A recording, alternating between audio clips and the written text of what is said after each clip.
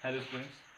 तो आज हम लोग अपने इस नए टॉपिक पे, जिसका नाम है फंडामेंटल थ्योरम ऑफ अर्थमेटिक, इस पे बात करेंगे। रियल नंबर से कंसर्निंग टॉपिक ही है, ठीक है। आज इसके थ्रू ये होता क्या है ये जानेंगे, और इससे रिलेटेड एप्लीकेशन हम समझेंगे कि इसका यूज़ हम लोग बेसिकली कहाँ करते हैं, ठीक है। इसको समझाने से पहले, ठीक है, मैं थोड़ा प्राइम नंबर समझा दूँ और कंपोजिट नंबर समझा दूँ। प्राइम नंबर क्या होता है? ये एक ऐसा नंबर होता है, it is such a number, एक ऐसा नंबर जिसके पास केवल दो ही फैक्टर्स होते हैं, ओनली टू फैक्टर्स, केवल दो ही फैक्टर होंगे, ठीक है।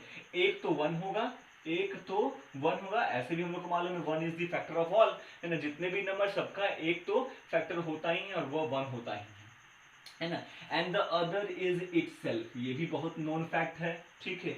ये भी सिंपल नोन फैक्ट है कि किसी भी नंबर का एक फैक्टर वन और दूसरा फैक्टर वो खुद तो होता ही है। तो अगर किसी नंबर का वन और उसके अलावा और कोई फैक्टर नहीं हो रहा है, फैक्टर का मतलब काटने वाला, किसी नंबर को काटने वाला, उसी को फैक्टर बोलते हैं। तो किसी नंबर को काटने वाला या तो वन है, किसी नंबर को काटने वाला या तो वन है और या तो वो नंबर खुद है।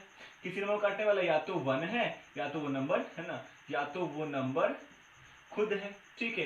किसी नंबर काटने वाला या तो वन है या तो वो नंबर खुद है, ठीक है। तो अगर अगर किसी नंबर के पास केवल दो ही फैक्टर हैं, अगर किसी नंबर के पास केवल दो ही फैक्टर हैं, तो उन नंबर्स को हम प्राइम नंबर्स की कैटेगरी में रखते हैं, उनको प्राइम नंबर्स कहा जाता है।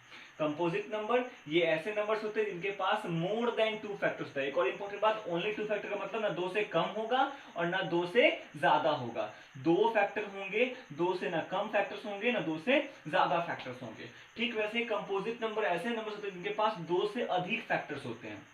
लाइक फोर, फोर के लिए एक फैक्टर वन तो हो ही जाएगा, एक फैक्टर फोर खुद भी हो जाएगा, और एक फैक्टर टू भी होता है, टू भी फोर को कट करता है। सिक्स के लिए ना one, six, two, three, six two से भी कटा, सिक्स थ्री से भी कटा, सिक्स वन से भी कटा, सिक्स सिक्स से भी कटता है, ठीक है। एट के लिए है ना वन हो जाएगा, टू हो जाएगा, फोर हो जाएगा, एट हो जाएगा।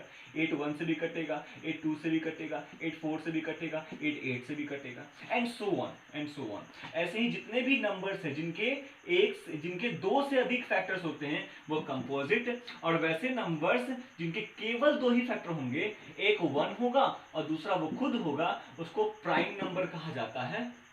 प्राइम नंबर की शुरुआत हमेशा दो से होती है और कंपोजिट नंबर की शुरुआत हमेशा फोर से होती है, एकदम याद रखना है। वन जो होता है वह ना ही प्राइम होता है और ना ही कंपोजिट, क्योंकि इनमें से किसी भी कैटेगरी को फॉलो नहीं करता, क्राइटेरिया को फॉलो नहीं कर रहा होता।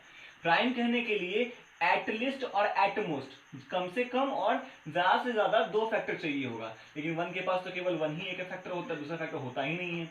और कंपोजिट कहने के लिए मतलब दो से अधिक फैक्टर चाहिए होता है। जब दो ही फैक्टर नहीं हो सकता तो दो से अधिक की बात ही नहीं करनी है। तो वन ना प्राइम होता है और ना कंपोजिट होता है। और जीरो के लिए हम कुछ कह नहीं सकते कि जीरो के पास दो ही फैक्टर होते हैं या दो से अधिक फैक्टर होते हैं, कि जीरो तो किसी भी नंबर से कट जाता है, ठीक है। तो जीरो के लिए हम कुछ कह नहीं सकते कि वो प्राइम है कि कंपोजिट है। क्लियर है? इसके बारे में थोड़ी देर में बात करते हैं। क्लियर है? तो प्राइम कंपोजिट आई थिंक समझ में आ गया होगा। सबसे छोटा प्राइम नंबर वो एक इवन प्राइम नंबर है, और ये एकमात्र ऐसा इवन नंबर है जो प्राइम भी है, ठीक है। और सबसे छोटा कंपोजिट नंबर आपका फोर से शुरू हो जाता है। चलिए, अगर प्राइम कंपोजिट अच्छे से क्लियर हो गया हो, बहुत सिंपल है, तो अब फंडामेंटल थ्योरम क्या कहता है वो समझते हैं। फंडामेंटल थ्योरम ऑफ अर्थमेटिक यही कहता है कि किसी भी कंपोजिट नंबर को, इनमें से कोई भी कंपोजिट, मैंने 24 तक लिखे हैं, आगे infinite number of infinite numbers हैं, आप किसी को भी पिक करो। तो किसी भी कंपोजिट नंबर को हम प्राइम फैक्टराइज करके प्राइम नंबर्स के प्रोडक्ट के रूप में दिखा सकते हैं। This is the fundamental theorem of arithmetic. क्या कहा मैंने? Any composite number can be prime factorise. किसी भी कंपोजिट नंबर को हम प्राइम फैक्टराइज कर सकते हैं। प्राइम फैक्टराइज का मतलब कंपोजिट नंबर को उसके प्राइम फैक्टर्स के रूप में लिख सकते हैं। जैसे मैंने कुछ एग्जांपल लिखे हैं, ध्यान से देखो। यहां मैंने लिखा है 4। 4 एक कंपोजिट नंबर है, लेकिन 4 को क्या हम 2 इंटू 2 लिख सकते हैं? बिल्कुल लिख सकते हैं। और इसमें दोनों ही नंबर, दोनों ही 2 और 2 दोनों ही प्राइम नंबर है, तो इसको बोलेंगे प्राइम फैक्टराइज।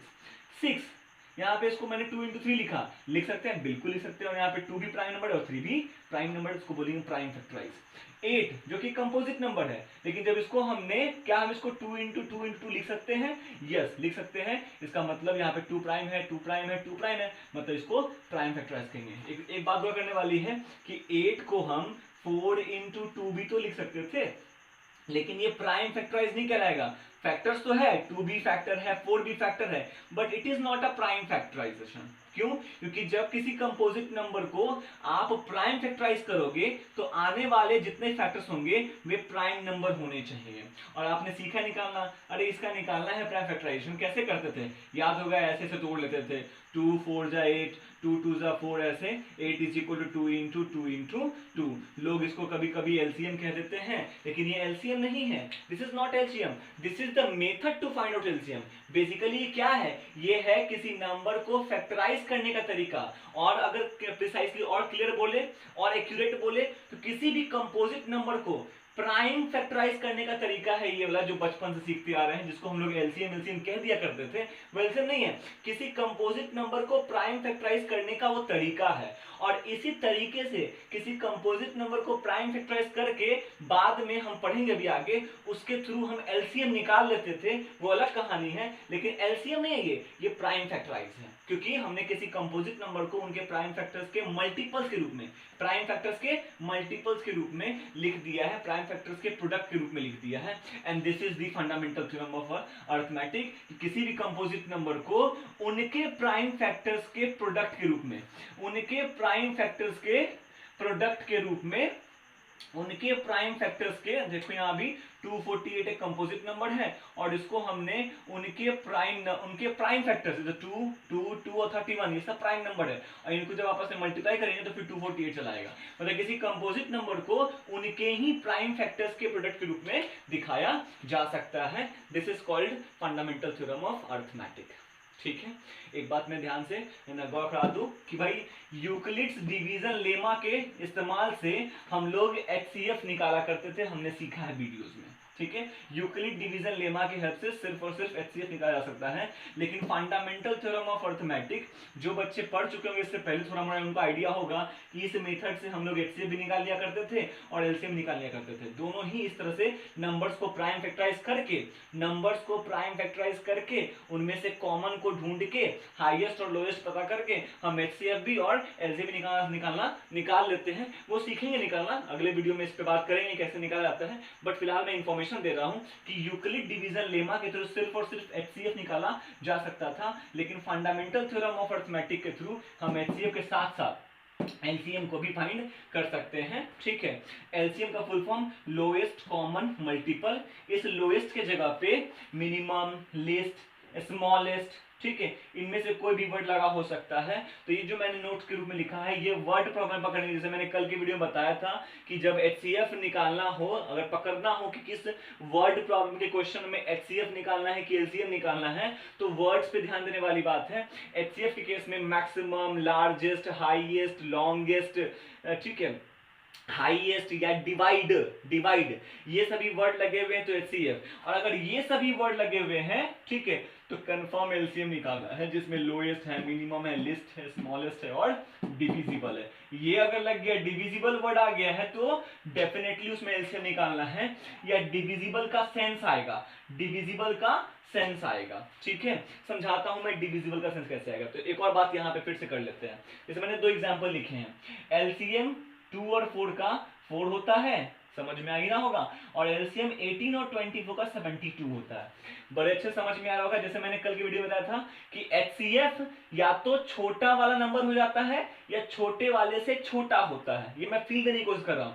ठीक वैसे ही एलसीएम जो होता है वो या तो बड़ा वाला, जिन नंबर्स का एलसीएम निकला है उन नंबर में जो बड़ा वाला होगा या तो एलसीएम वो हो जाएगा, या बड़े वाले से बड़ा होगा, छोटा नहीं हो सकता है। ठीक है, तो ये फील है कि वही जैसे मैंने कल की वीडियो में बताया था कि आप क्वेश्चंस को पढ़ो, डाटा में से जो भी डाटा आपके पास अवेलेबल है, अगर कंफ्यूजन आए कि भाई एचसीएफ निकालना है कि एलसीएम निकालना है, किसी दिए गए डाटा में से किसी भी एक, यानी कि सबसे लार्जेस्ट को या सबसे मिनिमम छोटे वाले को, सबसे स्मॉलेस्ट को या सबसे लार्जेस्ट में से किसी एक को आप अपना आंसर मानो। मान लो आपने स्मॉलेस्ट को अपना आंसर माना, बट वो आपका क्वेश्चन की कंडीशंस को फुलफिल नहीं कर रहा, और जैसे ही स्मॉलेस्ट वाला कट जाएगा, मतलब स्मॉलेस्ट आपका आंसर नहीं हो सकता है, उस केस में हमेशा डेफिनेटली एलसीएम निकालना होता है। बट अगर नहीं समझ में आ रहा ये बात तो डोंट वरी, अगले वीडियो में इस पे बात करनी है।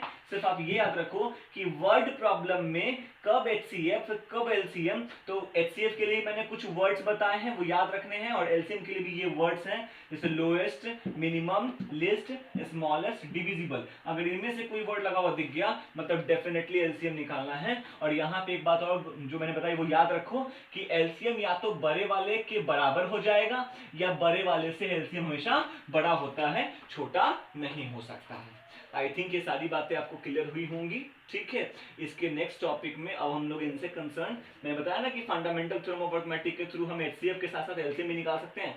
तो एचसीएफ और एलसीएम कैसे निकाल सकते हैं इसके हेल्प से, हालांकि आता है, समझा हुआ होगा, बट फिर भी एक बार बात कर लेंगे कुछ क्वेश्चंस के ऊपर। अब कुछ एक आध वर्ड प्रॉब्लम पकड़ लेंगे कि कैसे वर्ड प्रॉब्लम में फील करेंगे कि एचसीएफ निकालना है कि एलसीएम निकालना है। तो नेक्स्ट वीडियो में आते हैं, बात करते हैं। Thank you.